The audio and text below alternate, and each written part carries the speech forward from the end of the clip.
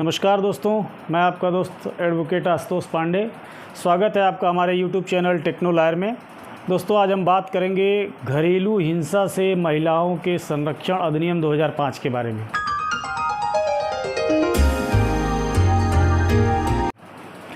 2005 में घरेलू हिंसा से महिलाओं के संरक्षण से संबंधित कानून या अधिनियम बनाया गया था। दोस्तों, इस कानून से पहले क्या महिलाओं के ऊपर घरेलू हिंसा नहीं होती थी, या अगर होती थी तो उनके संरक्षण के लिए क्या कानून थे? इन सब बारे में हम लोग ब्यौरेवार बात करेंगे। लेकिन इस वीडियो में मैं आपको मोटे तौर पर घरेलू हिंसा से महिलाओं के संरक्षण अधिनियम 2005 और उससे पहले महिलाओं के प्रति जो महिलाओं को संरक्षण कानून में दिया गया था वो किस धारा में था, इसके बारे में हम लोग अभी बात करते हैं। तो दोस्तों, पहले हम समझते हैं कि घरेलू हिंसा है क्या।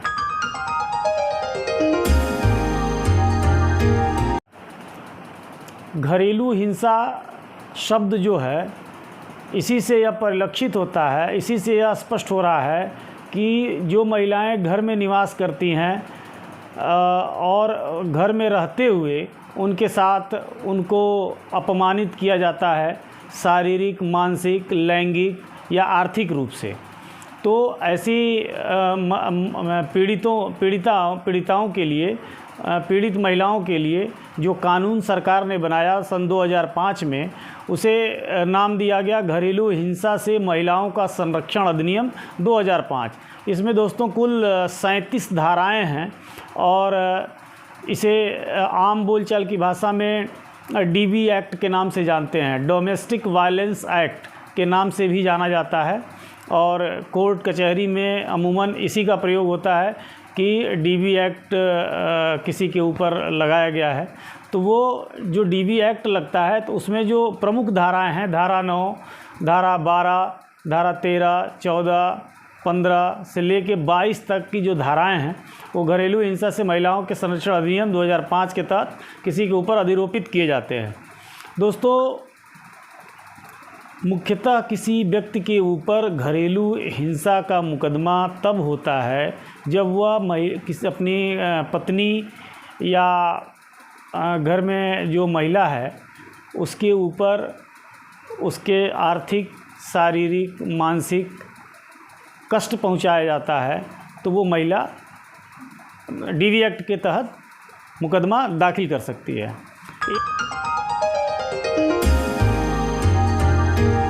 प्रमुख इम्पॉर्टेंट बात मैं आपको बता दूं कि डीवी एक्ट में कोई गिरफ्तारी नहीं होती है।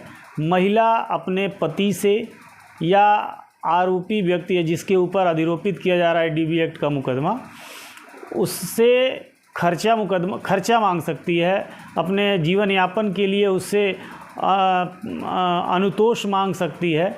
जैसे अगर कोई महिला अपने पति के ऊपर डीवी एक्ट का मुकदमा कर रही है तो न्यायालय के समक्ष आ करके वह अपने बच्चे के लिए या अपने जीवन यापन के लिए घर, मकान और प्रतिमाह जो बच्चों की फ़ीस, दवा और इलाज के लिए जो खर्च आ रहे हैं, उनकी परवरिश के लिए जो खर्च आ रहे हैं, इन सब का वो डिमांड कर सकती है और न्यायालय इन्हीं मुद्दों पे निर्देशित करती है और आदेशित करती है।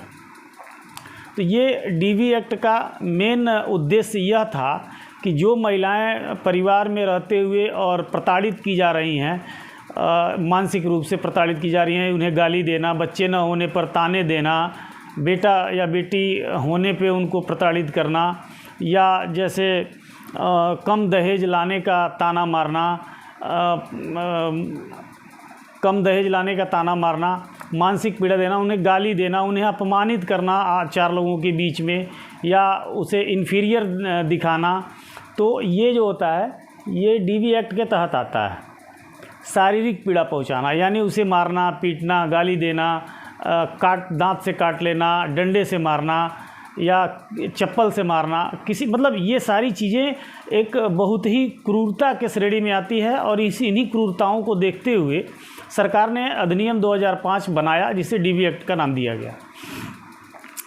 सवाल ये आता है दोस्तों कि क्या घरेलू हिंसा से महिलाओं का संरक्षण अधिनियम 2005 के पूर्व क्या महिलाओं के ऊपर अत्याचार नहीं होते थे? अगर होते थे तो क्या कानून में ऐसा कोई व्यवस्था है या व्यवस्था थी जिसके तहत महिलाओं को संरक्षण दिया जाता था?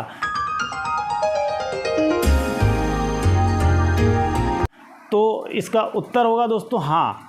कानून में भारतीय दंड संहिता में 498A IPC के माध्यम से महिलाओं को संरक्षित किया जाने का प्रावधान किया गया था, जिसमें 3 साल की सज़ा और 20,000 रुपये का जुर्माना भी था और इसमें तत्काल गिरफ्तारी भी थी। यह एक गैर जमानती अपराध हुआ करता था और इस अपराध को कारित करने वाला व्यक्ति अथवा उस प्रताड़ित महिला का पति तत्काल गिरफ्तार करके जेल भेज दिया जाता था और उसके ऊपर उसको अगर वह दोषी सिद्ध होता था तो उसमें 3 साल तक की सज़ा और 20,000 रुपये अधिकतम इसमें पेनल्टी था, जुर्माना था, जिसे उसे अदा करना होता था। लेकिन इसको परिमार्जित करके जब घरेलू हिंसा से महिलाओं का संरक्षण अधिनियम 2005 बनाया गया तो इसमें गिरफ्तारी को हटा दिया गया और पति की जिम्मेदारी है पत्नी और अपने बच्चों की परवरिश करना जीवन पर्यंत। तो इस जिम्मेदारी को प्रमुखतया दृष्टिगत करते हुए, ऊपर करते हुए, इसको मुख्य रूप से दिखाते हुए इसमें यह नियम बनाया गया कि गिरफ्तारी तो इसमें नहीं होगी, लेकिन पति को पत्नी और बच्चों के लिए परवरिश की व्यवस्था करनी पड़ेगी। उसे उतना धन जो भी न्यायालय निर्णित करती है या जो पत्नी डिमांड करती है, न्यायालय उसमें अपने विवेक से यह निर्धारित करती है कि इतना अमाउंट पति प्रत्येक महीने अपनी पत्नी को अदा करता रहेगा जब तक कि ये मुकदमा निर्णित नहीं हो जाता है, जब तक कि वह दोषी या निर्दोष सिद्ध नहीं हो जाता है। तो दोस्तों, अब अगर किसी महिला के ऊपर प्रताड़ना की जा रही है या उसे प्रताड़ित किया जा रहा है तो पत्नी 12 DV एक्ट या DV एक्ट के सुसंगत धाराओं में मुकदमा तो करेगी ही करेगी, वह 498 IPC में भी मुकदमा कर सकती है। यानी अगर पति ज़्यादा क्रूरता कर रहा है, असहनीय क्रूरता कर रहा है, ऐसा क्रूरता कर रहा है जिसे पत्नी बर्दाश्त करने नहीं कर सकती है, तो वो 498 IPC के तहत भी मुकदमा दर्ज करा सकती है और साथ ही साथ 12 DV एक्ट के अंतर्गत अपना खर्चा भी मांग सकती है। तो बने रहिए दोस्तों, ये थी कुछ प्रमुख बातें। बाकी इस घरेलू हिंसा से महिलाओं का संरक्षण अधिनियम 2005 की तमाम धाराओं का ब्यौरेवार जो है, एक 2 3 धाराओं का मैं वीडियो बाद में बनाऊंगा और आप लोगों तक पहुंचेगा निसंदेह। तो दोस्तों, इसी तरह से अपना स्नेह और आशीर्वाद बनाए रखिए और अगर वीडियो अच्छी लगे और जिन लोगों ने अभी तक सब्सक्राइब नहीं किया है तो इसे सब्सक्राइब करते रहें ताकि हम आपको इसी तरह की जानकारियाँ उपलब्ध कराते रहें। धन्यवाद, नमस्कार, जय हिंद।